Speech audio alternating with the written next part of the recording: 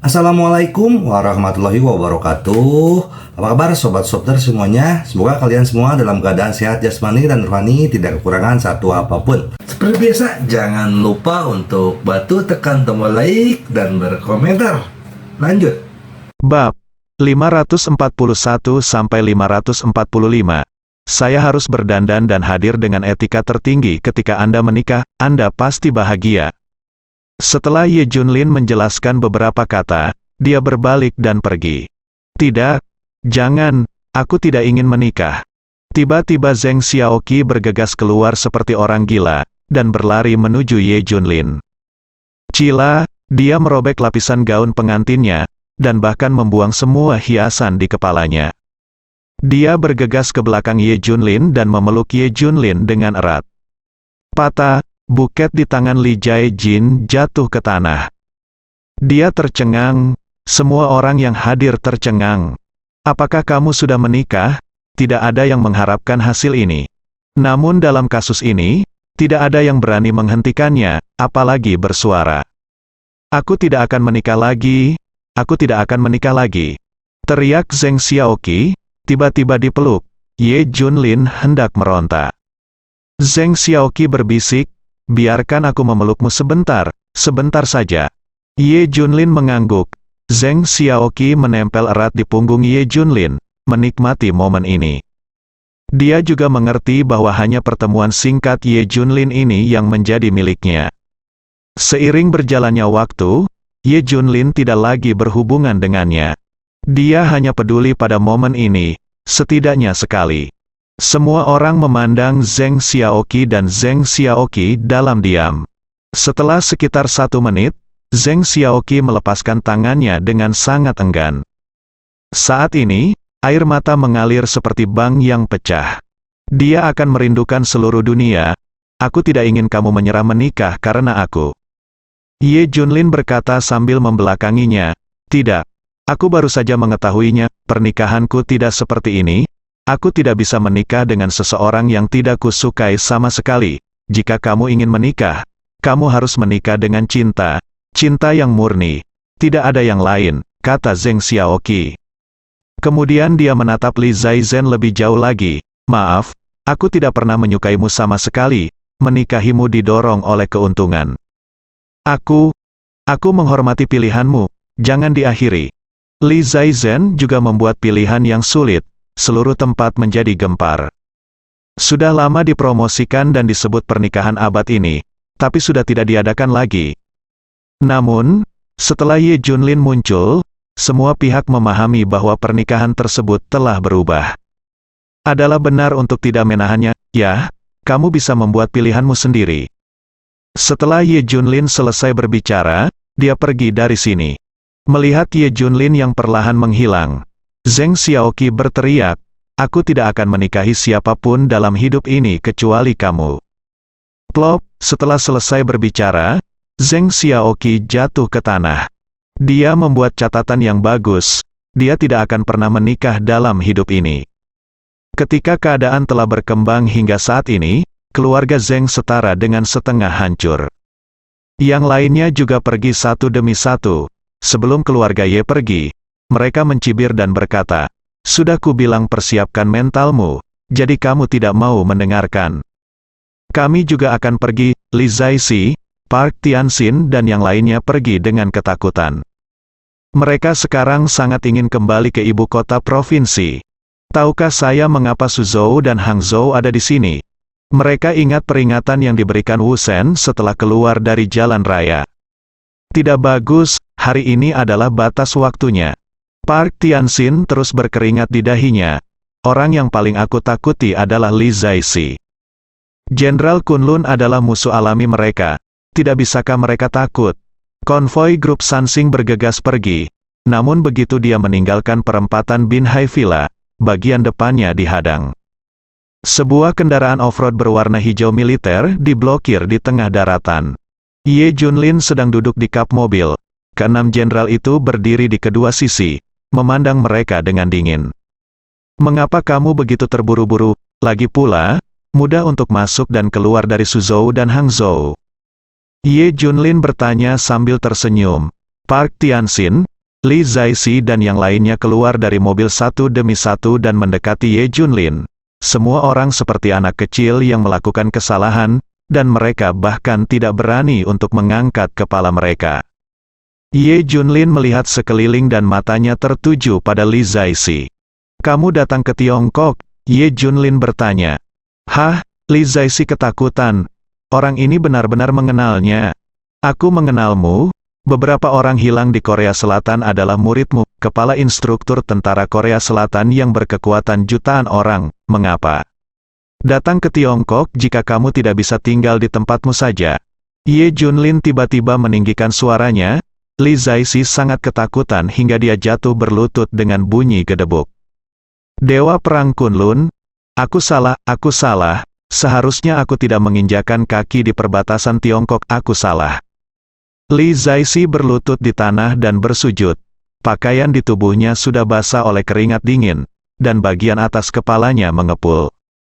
Bukan karena kepanasan, tapi karena ketakutan. Semua anggota grup Sansing yang hadir terkejut. Tidak ada yang menyangka bahwa Master Taekwondo tingkat harta nasional akan begitu ketakutan. Baihu menjilat sudut mulutnya dan berkata dengan penuh minat, "Saya mendengar bahwa orang ini adalah orang nomor 1 di Taekwondo.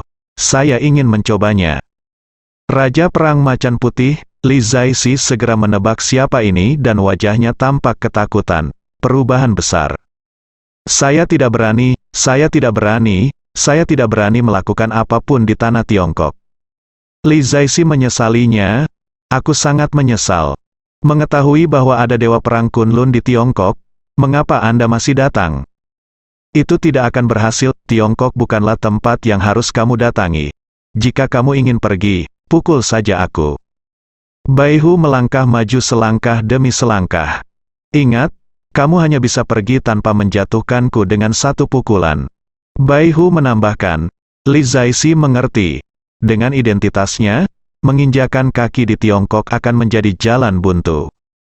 Jika Anda ingin tetap hidup, Anda harus menerima pukulan ini dan berusaha sekuat tenaga. "Ayo!" Li Zhaixi meraung marah, menghentakkan kakinya ke tanah sambil mengaum. Dia memang sosok tingkat master, mengambil tindakan saja dapat menyebabkan guntur. Dia menjulang tinggi seperti gunung, tidak bergerak. Harimau putih sedang berjalan dan tiba-tiba bergerak. Pukulan ke arah Li Jae-suk, mata Li Zhaixi berkedip, dan tiba-tiba aktif, seperti kilat. Boom! Tendangan cambuk, tendangan taekwondo paling klasik, dilancarkan ke arah Baihu. Meski merupakan tindakan yang sangat biasa, namun saat Li Jae-suk melakukannya, itu adalah teknik membunuh yang paling ampuh. Jurus ini memiliki kekuatan hantu, boom! Angin kencang menyapu sekeliling, menyapu dedaunan dan kerikil, dan memaksa semua orang di sekitar mereka mundur puluhan meter. Cila, selusin buku di sekitarnya semuanya hancur berkeping-keping. Sebagai perbandingan, pukulan Baihu sederhana dan bersahaja. Bang, pukulan dan tendangan bertemu, menimbulkan suara guntur. Ledakan, namun, Li Zhaixi terbang lebih dari 10 meter dalam sekejap, mematahkan pohon besar, dan tidak pernah bangkit lagi. Baihu menyentuh tinjunya, darah mengucur dari tinjunya, dan ada beberapa bekas darah di tinjunya. Dia tersenyum puas. "Akhirnya, saya memiliki seseorang yang bisa bertarung." Li Zhaixi tidak menangkap pukulannya dan tidak akan pernah bisa meninggalkan Tiongkok. Semua orang kaget melihat Master Taekwondo dikalahkan dengan begitu mudahnya. Terutama Park Tianxin kencing di celana. "Park Tianxin, kan, apakah Anda mendengar 3 peringatan saya?" Ye Junlin mengubah topik dan menatap Park Tianxin. "Saya mendengarnya, saya mengetahuinya, saya akan segera melakukannya." Park Tianxin segera berkata, "Sudah terlambat. Keluar dari Tiongkok suatu hari. Jika saya masih melihat grup Sansing di Tiongkok sebelum besok, saya akan menemukan Anda." Ye Junlin sangat mendominasi. Boom! Park Tianxin sangat ketakutan hingga dia pingsan. Ini sudah berakhir. Rencana besar Sansing Group untuk menduduki pasar Tiongkok hancur. "Jenderal Kunlun, ayo segera pergi," kata Li Zhaixi menggigil. Aku sudah bilang padamu untuk keluar, mata Ye Junlin tajam. Lalu ada pemandangan seperti ini di jalan raya. Para eksekutif senior grup Sansing semuanya tergeletak di tanah dan keluar dari Suhang sedikit demi sedikit. Betapapun menyedihkannya, setelah beberapa jam, Sansing Group tiba-tiba mengumumkan bahwa mereka akan mengembalikan lebih dari 80 miliar dana amal yang diambilnya. 1 jam kemudian, grup Sansing mengadakan konferensi pers untuk meminta maaf kepada seluruh Huaxia atas kejahatan yang mereka lakukan sebelumnya, dan untuk mengembalikan uang yang mereka tipu dan cuci uang, dan untuk memberi kompensasi kepada para korban. Segera, seluruh jaringan bertepuk tangan. Selanjutnya, kantor pusat Sansing Group mengumumkan bahwa mereka akan menarik diri dari pasar Tiongkok, hapus semua produk di Huaxia dalam 1 hari. Berita itu sungguh sensasi, semua orang terkejut. Grup Sansing yang dulunya makmur tiba-tiba menarik diri dari Tiongkok. Apa yang sedang terjadi? Namun, perusahaan atau orang yang terhimpit oleh Sansing Group semuanya senang dengan hal itu. Sansing Group adalah kanker di pasar, dia melakukan semua hal buruk dan memakan roti darah manusia yang tak terhitung jumlahnya. Banyak orang tidak berani angkat bicara. Mereka semua berharap Sansing Group bisa bangkrut dan mundur. Kini keinginan itu akhirnya terwujud. Semua orang akan menyalakan petasan untuk merayakannya. Karena Sansing Group terutama berfokus pada produk elektronik, terdapat terlalu banyak grup perusahaan serupa. Jadi penarikannya tidak akan berdampak banyak. Pada hari yang sama, Ye Junlin memberitahu Fang Ziqing atas nama manajer umum Yunting Group untuk menambahkan arah bisnis lain, produk elektronik. Berusaha keras untuk menciptakan produk elektronik yang paling hemat biaya. Lawan produsen yang tidak bermoral itu, buatlah sederet hal yang bermanfaat bagi masyarakat umum. Promosikan pengembangan pasar yang ramah, inilah yang dilakukan Yunting Group. Baik itu peralatan medis atau produk lainnya, semua berusaha untuk kualitas terbaik dan menjual harga terendah. Salah satu tujuannya adalah untuk mengembangkan kota dan memberi manfaat bagi masyarakat. Karyawan Yunting Group bekerja keras. Di sini, tidak hanya imbalan yang tinggi, tetapi juga rasa hormat. Kini anak muda di Suzhou dan Hangzhou bangga bergabung dengan Yunting Group. Yunting Group telah membuat produk elektronik sebelumnya, dan sekarang setara dengan memperluas skalanya. Karena penarikan Sansing Group, pangsa pasarnya sangat besar. Fang Ziqing juga mendistribusikan sebagian bisnis produk elektronik ke grup Dongtian. Li Ziran juga sangat cakap. Dalam waktu singkat, keuntungan grup Dongtian dari manajemennya meningkat pesat. Dia dengan senang hati menerima tugas itu, setelah kembali ke rumah. Li Ziran bertanya, "Suamiku, bagaimana pernikahannya?" Ye Junlin tersenyum tak berdaya. "Bagaimanapun, aku menebus penyesalannya, dan dia juga membuat pilihan yang dia inginkan." "Itu bagus, tapi ada penyesalan tentang pernikahannya. Dia baru saja menjadi agen umum Sansing Group di Tiongkok, tapi dia tidak menyangka Sansing Group akan berhenti." Li Ziran menghela nafas. Pernikahan dengan penyesalan tidak akan terlupakan. Ye Junlin tahu bahwa Li Ziran sedang memikirkan pernikahan mereka 6 tahun lalu. Pernikahan itu tidak lengkap, itu penyesalannya dan Li Ziran.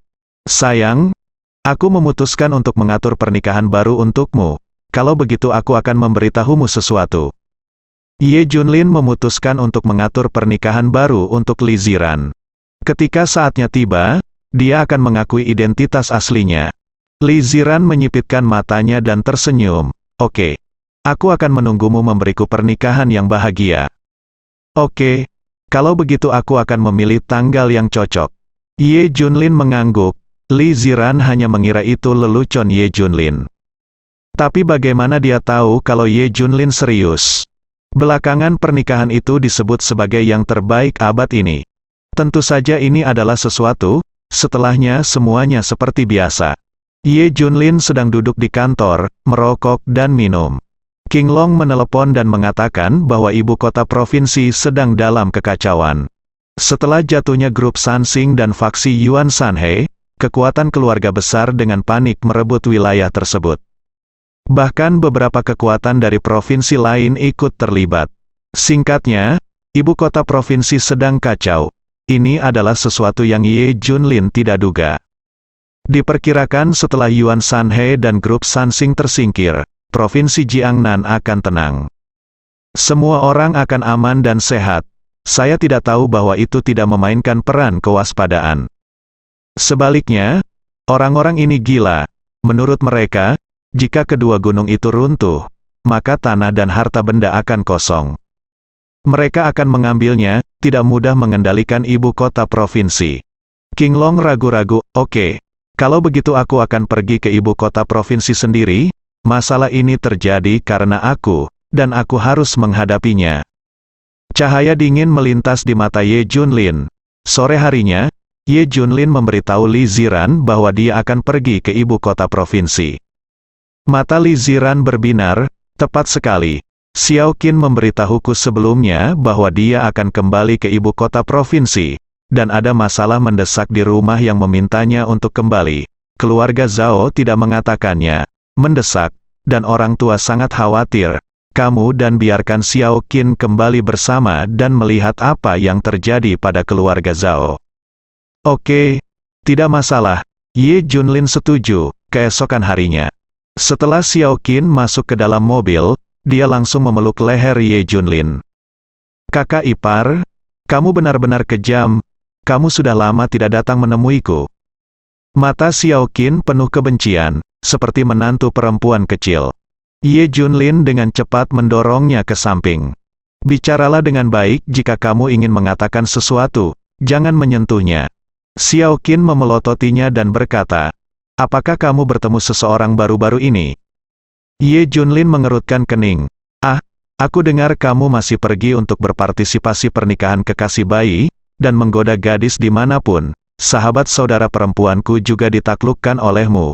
Dan Zheng Zihan, bintang baru perusahaan saudara perempuanku, tidak akan pernah melupakanmu. Apakah kamu bersungguh-sungguh? Xiao Qin cemberut. Jalan tidak puas. Ada apa? Ye Junlin mengerutkan kening. Biar ku beritahu padamu, aku hanya menyukai adikmu dalam hidup ini. Wanita lain tidak ada hubungannya denganku, bahkan jika mereka menyukainya, itu karena adikmu, sama seperti kamu. Boom! Setelah mendengar ini, wajah Xiao Qin menjadi gelap dengan cepat, turun. Dia bahkan merasa sedikit bersalah, dengan air mata mengalir. Ternyata Ye Junlin begitu baik padanya karena Li Ziran. Xiao Qin, ada apa denganmu? Kenapa kamu menangis? Ye Junlin tiba-tiba menyadari bahwa Xiao Qin menangis. Bagus. Xiao Qin menyeka air mata. Jangan mengucapkan sepatah kata pun sepanjang waktu. Ye Junlin, biksu berusia 2 tahun, tidak tahu di mana dia telah menyinggung Xiao Qin. Seluruh perjalanan hening. Segera setelah itu, datanglah ke Jinling, ibu kota provinsi. Memasuki ranah Jinling, Ye Junlin memanggil Long Ye dari tentara Tianlong. Beritahu ibu kota provinsi bahwa aku akan datang. Perintah Ye Junlin. Karena ketika dia meninggalkan pesta ulang tahun keluarga Zhao, dia berkata, dia pasti akan memberitahu ibu kota provinsi saat dia datang lagi. Jenderal, saya mengerti, Tatsuno segera berkata. Kemudian dia menemukan Panglima Daerah Militer Jinling dan lainnya, dan menghubungi para pemimpin ibu kota provinsi. Sejenak, seluruh ibu kota provinsi mendidih. Jenderal Kunlun ada di sini. Alasannya masih belum diketahui. Ini adalah hal yang paling menakutkan. Ketika kelompok Sansing melakukan sesuatu yang membuat marah manusia dan dewa, Jenderal Kunlun bahkan tidak datang. Sekarang dia ada di sini, ini jelas menunjukkan bahwa segala sesuatunya agak besar. Setelah keluar dari jalan raya, Ye Junlin pergi ke rumah Zhao. Di jalan, ngebut terus-menerus, tiba-tiba, Ye Junlin melihat 2 mobil mewah di kaca spion. Lamborghini Maverick, Ferrari 458, bas-bas. 2 mobil mewah menyalip Mercedes-Benz A8 milik Ye Junlin dan sengaja memotong di depan Ye Junlin. Ada 2 orang yang duduk di masing-masing 2 mobil mewah itu. Mereka semua adalah tuan muda ibu kota provinsi. Yang paling terkenal di antara mereka adalah Zhang Dongsu dari keluarga kaya Zhang. Akhir-akhir ini, keluarga Zhang berada dalam situasi makmur, merebut banyak wilayah dan mendapatkan banyak keuntungan. Apakah itu Xiao Qin? Saya meliriknya dan tahu itu dia. Zhang Dongsu berkata sambil tersenyum. Ya, itu Xiao Qin. Kata yang lain, ternyata mereka baru saja melihat Xiao Qin duduk di dalam mobil di perempatan, dan langsung menyusul untuk memastikan. Saya mendengar bahwa keluarga Zhao telah mengatur pertunangan untuk Xiao Qin. Tanya pelayan Zhang Dongsu, Zhu Xiaoyong. Ya, tapi aku hanya ingin menggoda Xiao Qin hari ini. Gadis kecil ini cantik sekali, aku sudah memikirkannya sejak lama, hehe.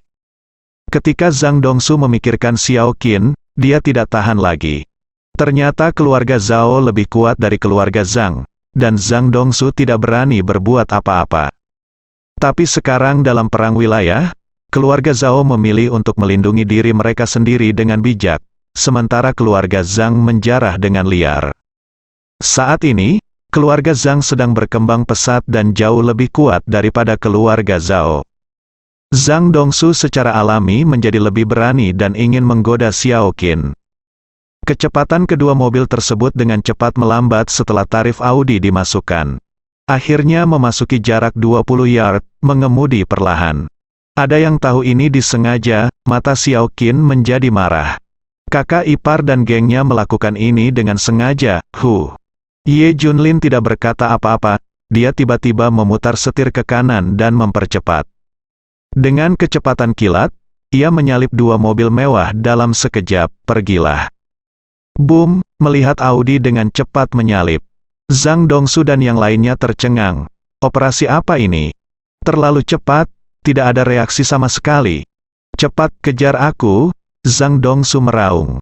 Ferrari dan Lamborghini memulai dengan cepat, ia berubah menjadi dua sambaran petir dan berlari kencang di jalan lurus.